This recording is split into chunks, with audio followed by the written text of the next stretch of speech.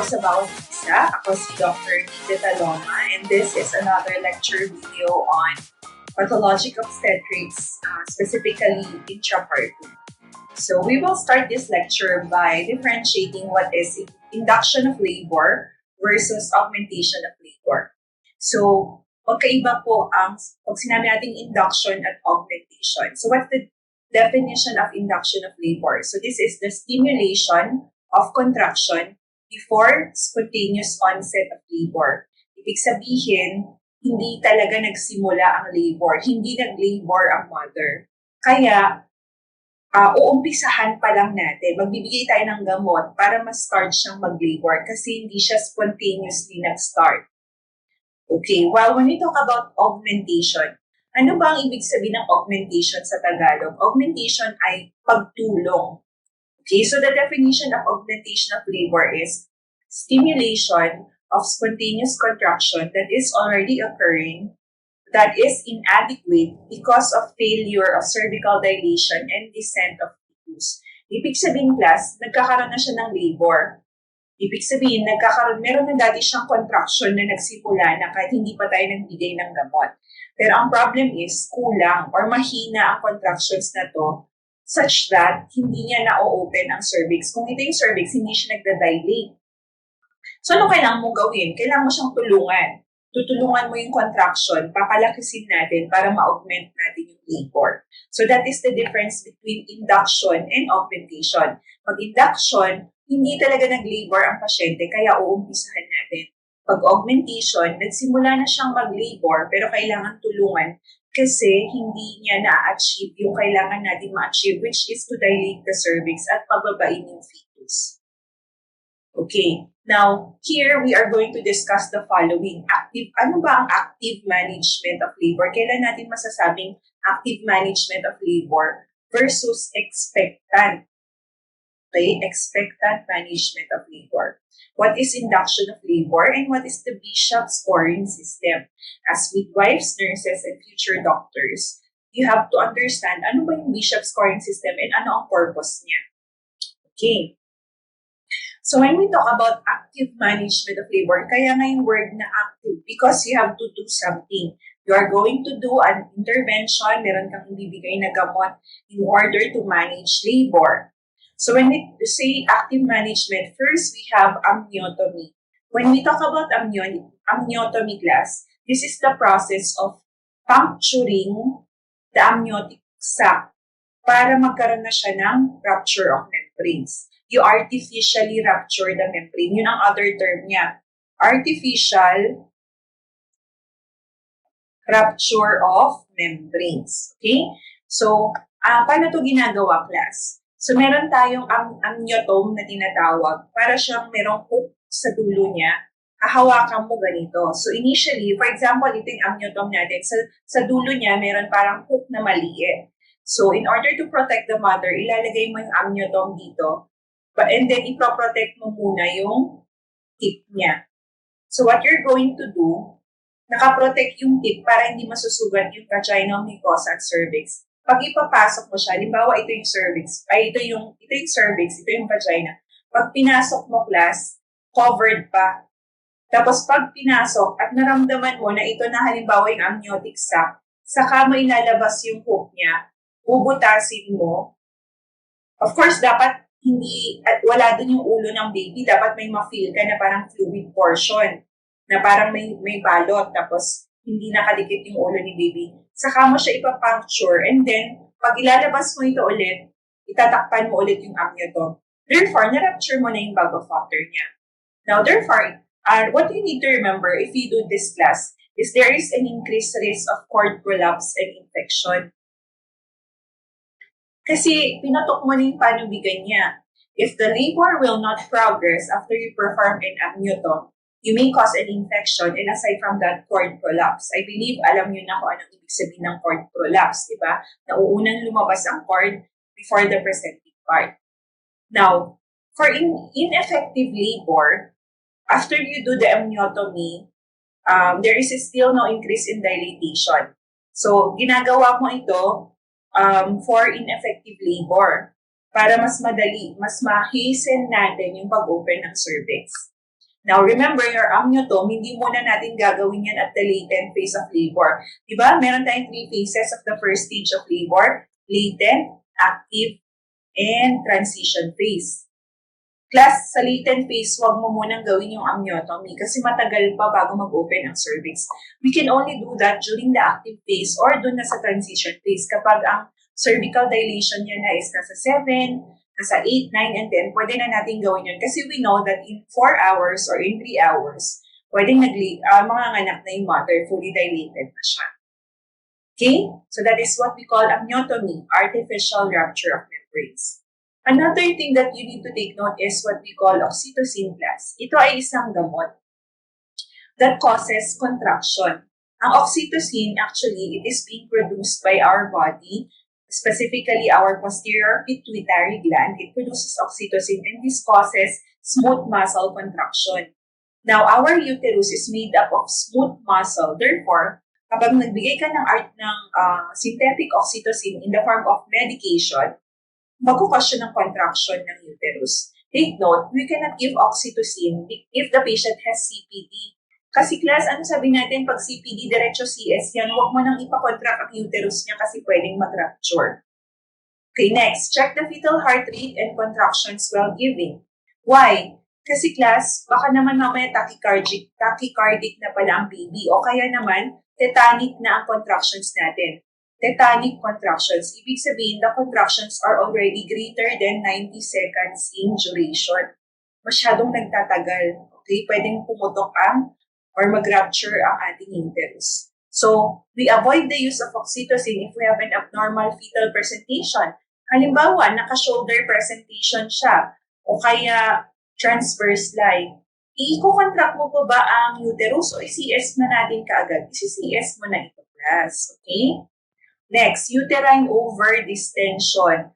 Kambal pala o kaya ang laki-laki pala, may hydrocephalus pala, kaya distended ang uterus. So you avoid oxytocin kasi baka class contraindication pala ito for vaginal delivery. Another is high parity. Ano ibig sabihin ng high parity? Ibig sabihin, nabuntis na siya ng many times na mataas na yung parity niya. So, halimbawa, para 14. What do you expect the uterus of a patient with 14 labor and delivery or 14 pregnancies already? Sobrang na-stretch na yan, mamipis na. And if you continuously give oxytocin, what may happen? Pwede ba tayo magkaroon ng rupture? Yes, pwede siyang pumutok. Alright? Next is a uterine scar. Halimbawa, si mother nanganak before CS o kaya naoperahan dati kasi may myoma. So, meron na siya dating scar sa uterus niya. Remember class, if ang uterus may scar na, the portion of the scar already becomes weak. And kapag kinontract natin ng kinontract yan class, pwede siyang magkaroon din ng uterine rupture. That's why we have to be very careful in using oxytocin. Now, when do we know if we need to stop using contractions or using oxytocin because of the things na nakikita natin sa contractions? If your contractions are already 5 times in 10 minutes, ibig sabihin it already occurs every 2 minutes. Stop mo na ang oxytocin. Doc, kailangan ba namin antayin ang order ng doktor? No. If you already see na ganun na ang contractions niya, stop mo ang oxytocin. I-off mo yung roller ng IV natin. If it is 7 times in 15 minutes, ganun din, i-off mo na siya. Another, if it is longer than 60 to 90 seconds, kapag ang duration niya class, halimbawa ito, 1 second, ito is 120 seconds, masyado nang malayo, you stop the oxytocin even if hindi in order ng doktor. You know why? Magiging thankful sa'yo ang doktor. Sasabihin niya, ang galing mo namang midwife, ang galing mong nurse. Kasi alam mo kaagad kung anong ginawa mo. And if the fetal heart rate is already non-reassuring, bumaba, halimbawa 75 beats per minute na lang, class, kahit hindi sabihin sa'yo ng doktor, stop mo na ang oxytocin. I hope yan, class, ang hindi nyo kakalimutan sa mga lectures natin. Very important. Kailangan meron kayong initiative. You have to know when to stop even if hindi siya in order ng doktor. Okay? Next. So, what is the indication? Kailan tayo mag-i-induce ng labor? Remember when we say induction of labor, it did not spontaneously start, di ba? Induction. Wala kang naging signs of labor, pero i-induce ko siya. So, first is premature rupture of membranes. Pumutok ng panubigan, halimbawa 12 hours nang pumutok ang panubigan nang pumunta sa'yo. Kailangan mo na ba ang induce ang labor? Yes, class, kasi kung hindi pa natin i-induce ang labor at hindi pa siya nag-start dati, then, sino kawawa? Kawawa yung baby. Pwede ma-infect, pati si mother, pwede siya magkaroon ng infection. Okay, next, maternal hypertension, tumataas na ang BP ni mother. Pwede na ba natin ang induce ang labor? Yes, kasi hindi naman automatically na CS sila, di ba? Although, may mga cases talaga na we need to perform immediate cesarean section to decrease or to normalize the blood pressure. Another is non-reassuring fetal status. Okay?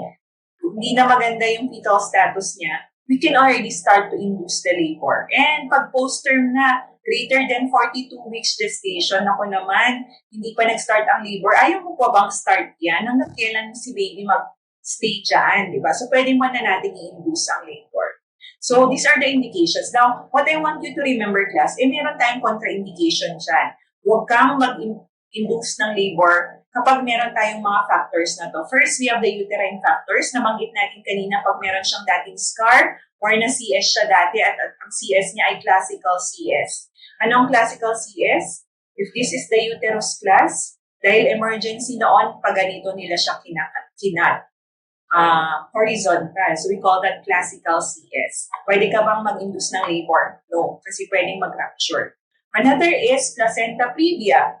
O diba, ito yung uterus, tapos andito yung cervix, pero nandito ang placenta. Bakit mo i-induce ang labor? Alam mo naman na hindi natin yun madedeliver via CS. Okay, next. Macrosomic, malaki yung baby mo, greater than 4 kilograms. I-deliver pa ba natin yan vaginally? I-CS mo na yan. So, huwag ka nang mag-induce ng labor. Okay?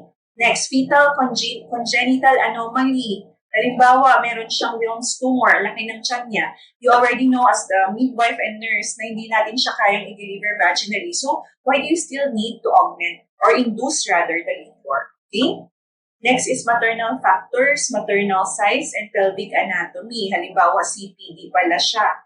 Panpelvimetry. Don't induce the labor anymore kasi alam mo pag CPD, isi-CS na natin yan.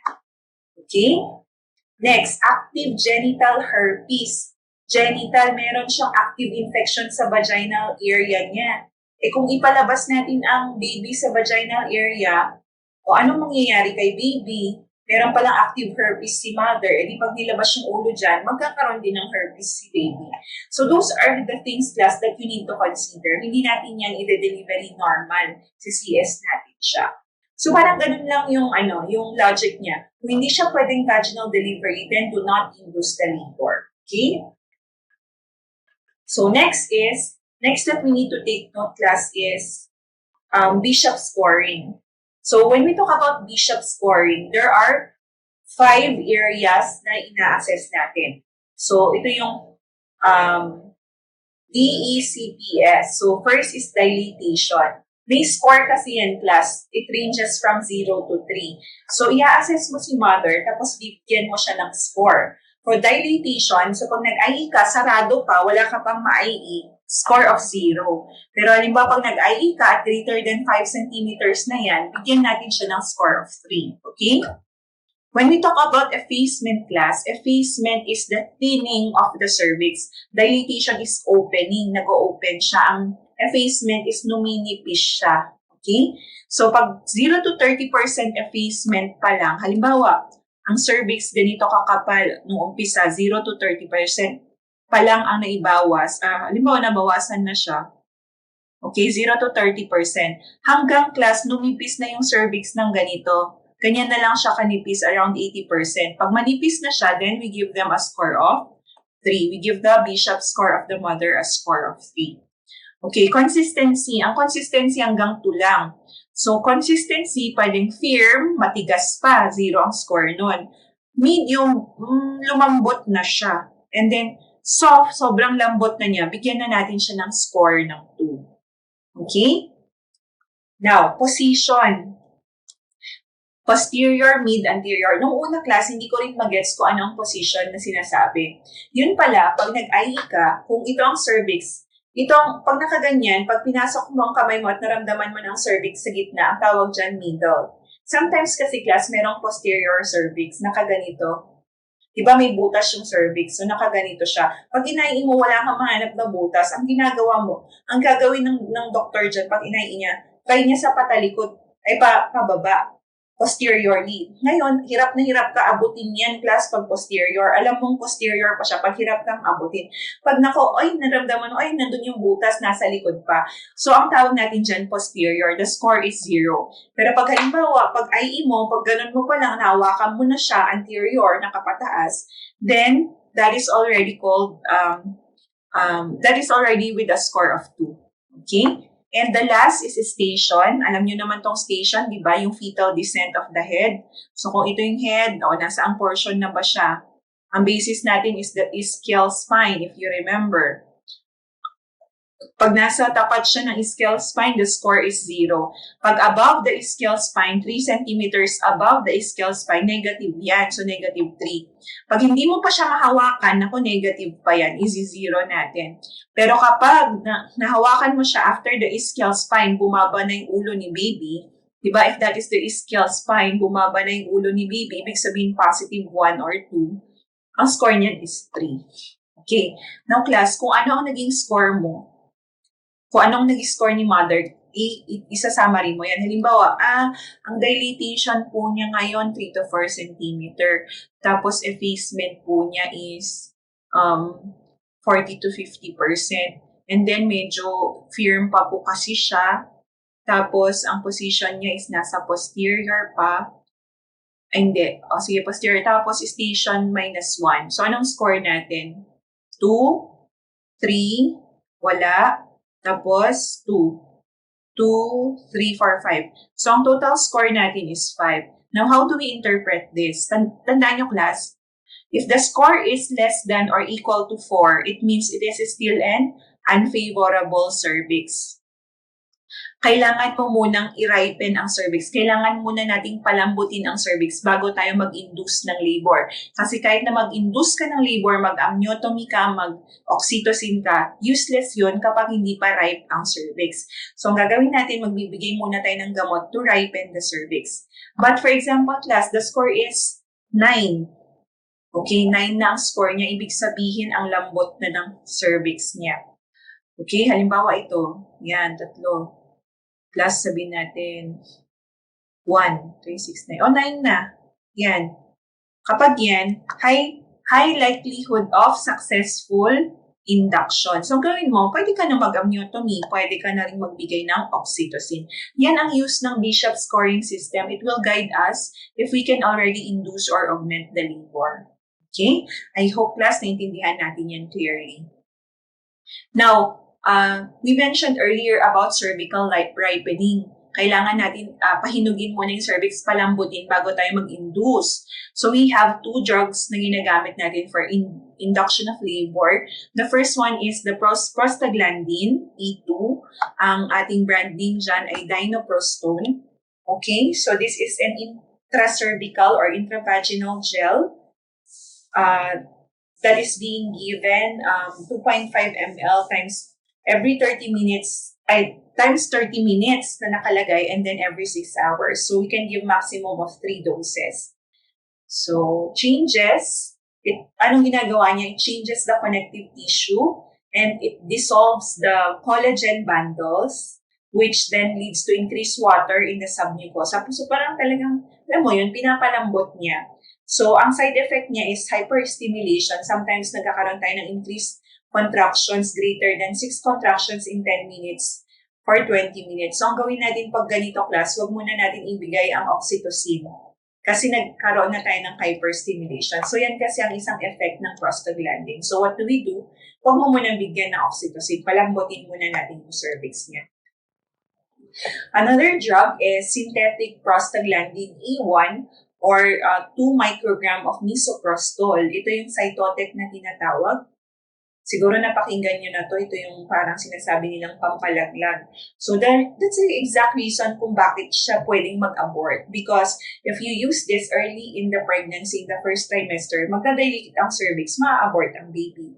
So how do we give them cytotic or misoprostol? Intravaginal. Bibigay mo yan intravaginal, and ang side effect niya would be hyperstimulation. Actually, magkakaroon siya ng labor pains na parang contraction. Magko-contract din yung uterus niya na talagang parang nagle-labor siya. So this will ripen the cervix. So it will cause increased fetal heart rate class, and as I've mentioned earlier, kapag tinake mo to in the early parts of the pregnancy, it will cause abortion. Kaya ang tawag sa kanya ay abortifacient. Okay, so we have to use this responsibly. So I hope you understand the concept of pre-induction cervical ripening. Bago mo i-induce, dapat malambot ang cervix niya. And how do we know if the cervix is ripe already? What scoring system do we use? It's the Bishop scoring system. So that's it for induction of labor versus augmentation of labor. We move on to the next topic, which is uterine rupture. So it is the tearing of the uterus, either complete or incomplete. So ito class, hindi tear. Magkaiba ang tear. Ang tear is luha. Pag sinabi mong tear, napunit. So pag babasahin nyo to, huwag niyong basahin na tearing of the uterus. It's tearing of the uterus. So it's either complete or incomplete. Now, ano ang causes? Bakit doc nagra-rupture? Ayan o, tingnan niyo yung picture. Yung drawing. Diba? Pumutok. Okay, pwede ba mag-bleed ang mother dyan? Yes. Pwede ba siyang mamatay sa bleeding? Yes. O, tingnan niyo ito, class. Pagka-open pa lang, hindi pa nila kinat yung, ito yung abdomen pa lang ito, kinat ng doctor yung abdomen. Pagka-open pa lang nakita niya, hindi pa niya kinat yung uterus, nandito na yung amniotic sac na meconium stain. Ruptured na kasi ang uterus. Okay, nakakatakot dito na situation, class. So, what happens or what's the cause? So, it may be a traumatic rupture due to obstetric instruments. Halimbawa, naraspa, class. Siyempre, pag niraspa, gumagamit ka ng curette. Parang kinakayod mo yan eh. Sometimes, if the healthcare worker or the doctor is not careful, pwede niyang mabutas yung uterus. So, it may cause traumatic rupture.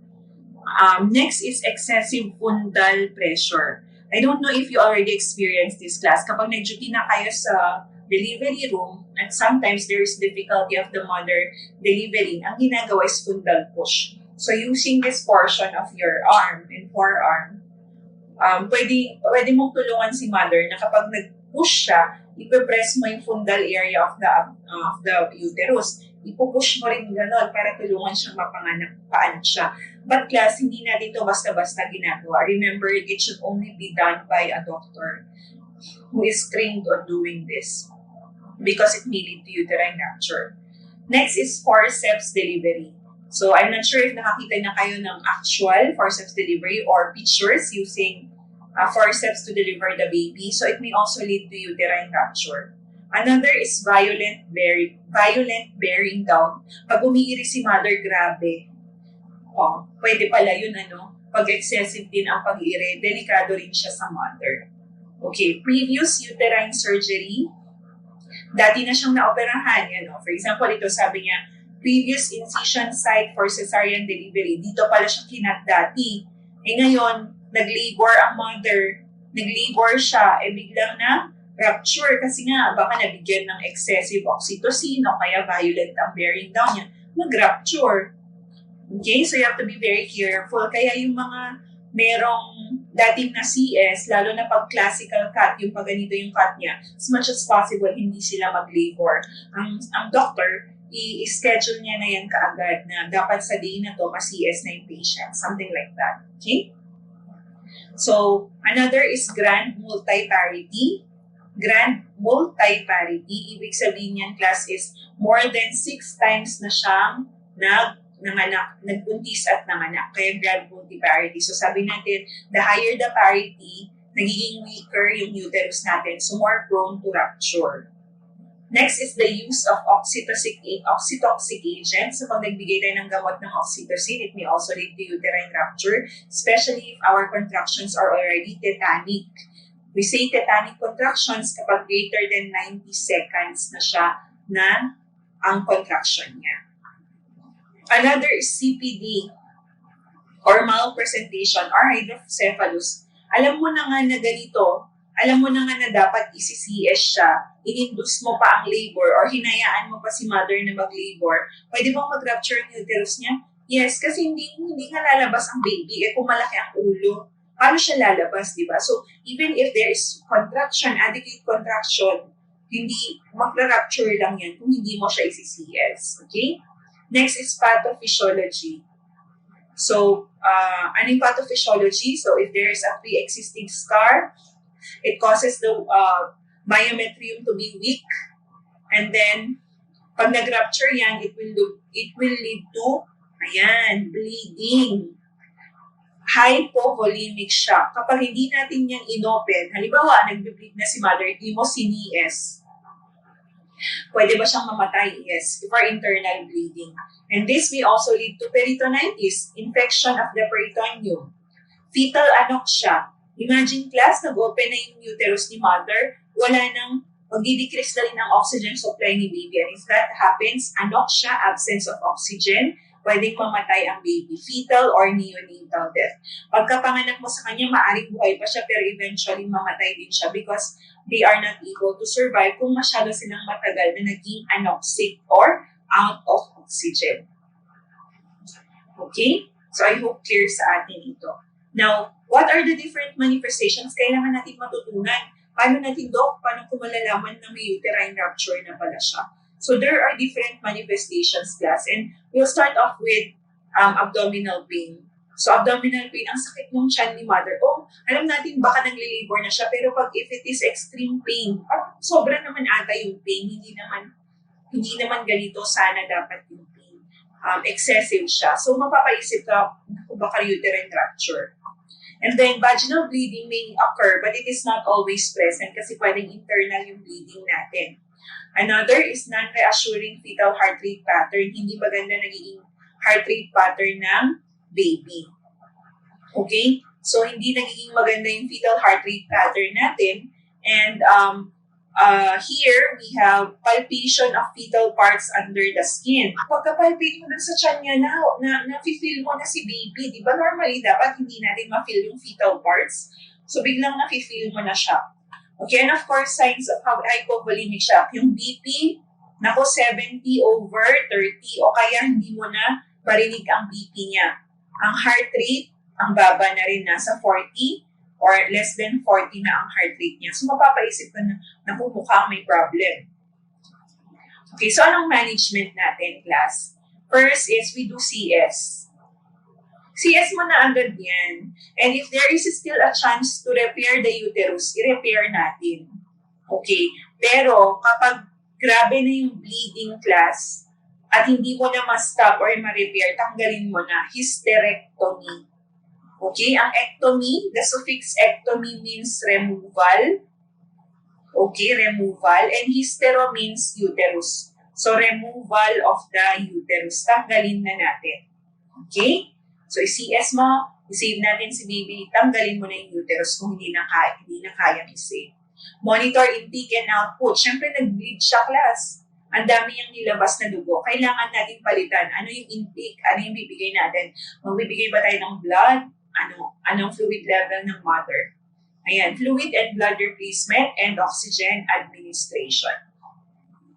Okay? So that is for uterine rupture. Kailangan maging magaling kayo as future nurses, midwives, or doctors. Dapat maging magaling kayo in knowing when to perform the operation. Okay?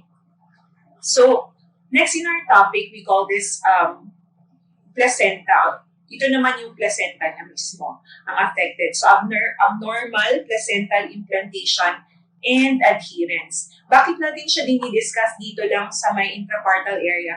Kasi class, sometimes we are not able to detect this immediately. Madedetect na lang natin siya upon delivery. Yung hindi na, ang tagal mo nang inaantay ang placental separation, hindi naman nagse-separate. Okay? So, placenta accreta, increta, percreta. So, we have to differentiate it, okay? So, normally kasi class, dapat hanggang dito lang tayo sa may level ng endometrium nag-i-implant. Sa innermost layer lang, that is the normal. So if we differentiate what is an accreta, increta, and percreta, so ito yung differentiation natin. For an accreta, take note class letter A, attached to the myometrium. Ano ba yung layers ng uterus? From the innermost, di ba, we have endometrium, and then myometrium, and then we have the perimetrium or the serosa. Perimetrium or ang tawag natin is serosa. Now, normally class, dapat dito lang kumakabit ang placenta natin. Sa endometrium lang, inner lining lang. Pag mayo, ibig sabihin muscle na kasi yan. So, it is attached. Pag accreta, nag-attach lang siya sa myometrium. Pag sinabi kasi natin increta, it already invades the myometrium. Tingnan yung class, na more than half percentage of the muscle na invade na niya. And when we say P percreta, it penetrates through the serosa or the perimetrium. Nasa labas na class, na ano niya na yung serosa, nalampasan na niya. Halimbawa, ni-deliver natin normal spontaneous delivery. Usually, within 30 minutes, dapat na-deliver na ang placenta. Naku, 2 hours ka nang nag-aantay. Hindi pa rin humihiwalay ang placenta. So isipin mo, naku, baka there is an abnormal placental implantation and adherence. Masyado siyang madikit. Okay, now, how are we going to assess this? Ano makikita natin? So it says here, class, it is diagnosed in immediate postpartum pagkapanganak when the placenta fails to separate. Okay? And profuse hemorrhage may result depending on the portion of placenta involved. Pwede siyang mag-bleed. So, anong gagawin natin? Anong management natin, class? Curettage or hysterectomy. I-curate mo yan. Masyadong madikit I-curate mo yan, tatanggalin mo hanggang sa matanggal natin. Pero what if ganito na, class? Percreta. Sa tingin mo, kaya mong i-curate yan, ang lalim na? Hindi na, class. If that is the case, what we do is hysterectomy. Again, ectomy, removal of the uterus, removal of the uterus. Tanggalin na natin yung buong uterus, class. Kasi you can no longer do a curettage, just a curettage for these cases. So when we talk about cesarean birth, this is a surgical procedure wherein the newborn is delivered through the abdomen from an incision made through the maternal abdomen and uterine myometrium. Okay? So CS, in short, surgery. Ikakat mo na yung abdomen ni mother to deliver the baby. So, meron tayong 3 kinds dito. Low transverse, okay, umpisa natin. Low transverse, ito yung tinatawag din nating bikini cut. Okay, ganda, di ba? Kasi dito lang sa baba yung cut niya. So, remember class, when we talk about this cut, we are not talking about the cut in the abdomen. Iba kasi yung cut sa skin sa abdomen, iba yung sa mattress. Ang pinag-uusapan natin dito is the incision made in the uterus. Iba yung nasa abdomen. Kasi halimbawa, pag kinat yung nanay sa gitna, iba yun. Yun ang tawag natin dun ay skin incision. Okay? Hindi yun ang pinag-uusapan natin. Ang pinag-uusapan natin is the uterine incision. So when we say uterine incision, low transverse, anong advantage niya dito lang natin siya i-cut sa mattress niya sa baba? So it is unlikely to rupture. Okay, unlikely to rupture kasi nasa mababang area siya in the lower uterine segment. And then, pwede ba tayong mag-VBAC, vaginal birth, after cesarean? Pwede. Okay, ano pa? Less ang blood loss, easier to repair, and less adhesion formation. Ganda, di ba? Ang disadvantage lang nito is limited ability to extend laterally to enlarge the incision. Di ba kung ganito naman kaliit yung ginawa ng doctor class, ang problem dyan, paano pag ang laki-laki pala ni baby? Hindi siya masyadong maka-extend dito sa side. Okay? So, yun ang disadvantage niya. So, mapipilitan ka not to use the low transverse incision kapag malaki pala si baby. Okay, what is a low vertical incision? Hindi siya pa-transverse, pero nasa mababa pa rin siyang portion. So, dito siya. So, ang advantage niya, it can be extended upward to make a larger incision if needed.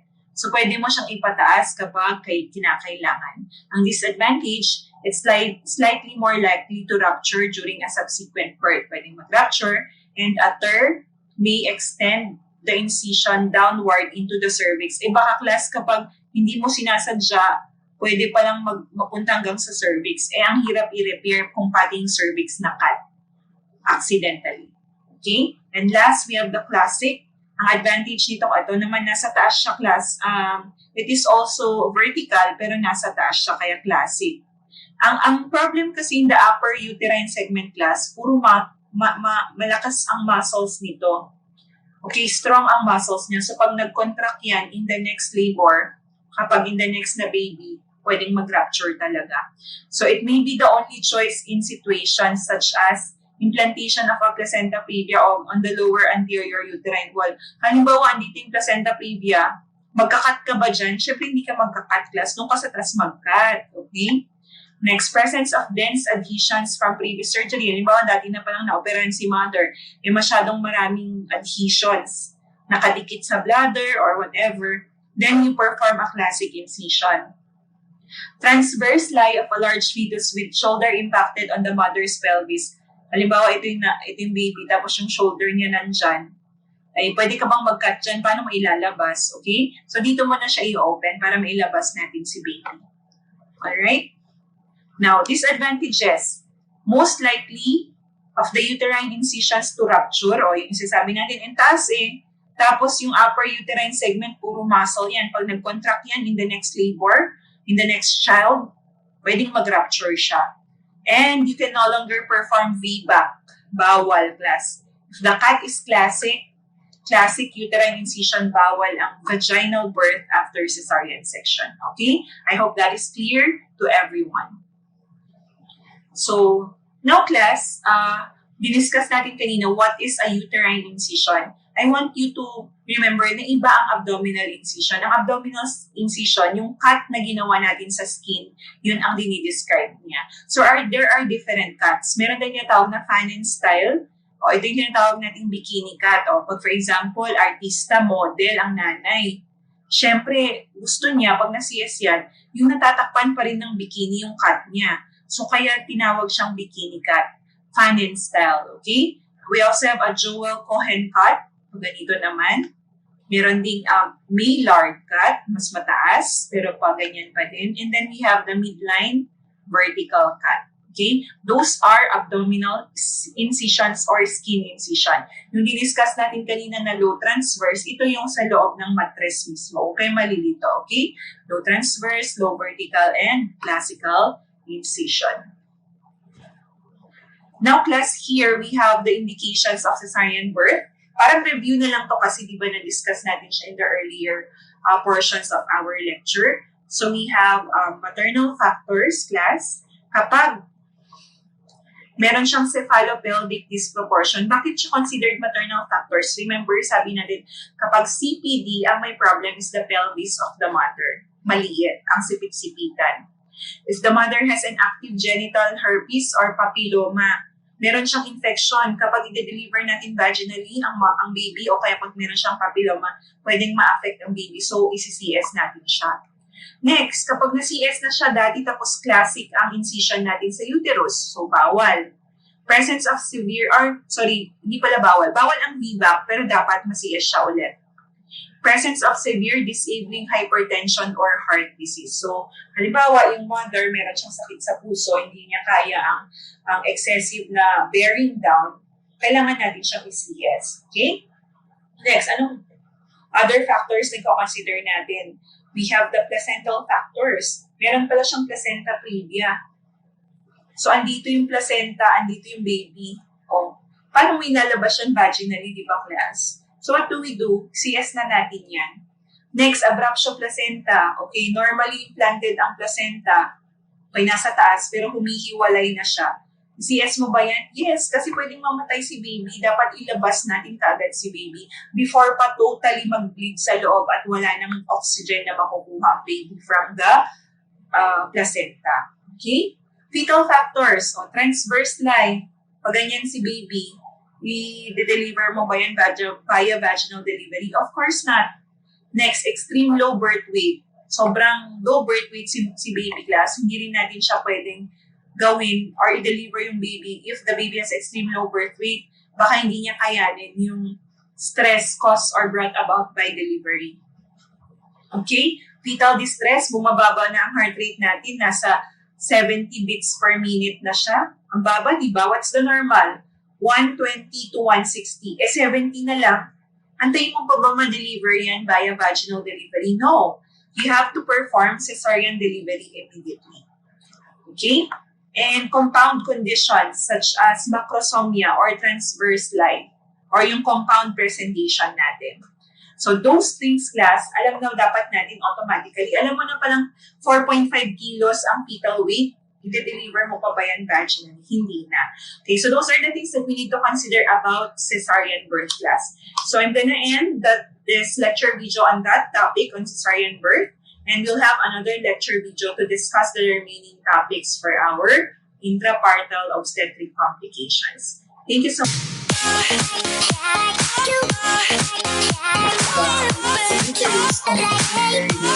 Or function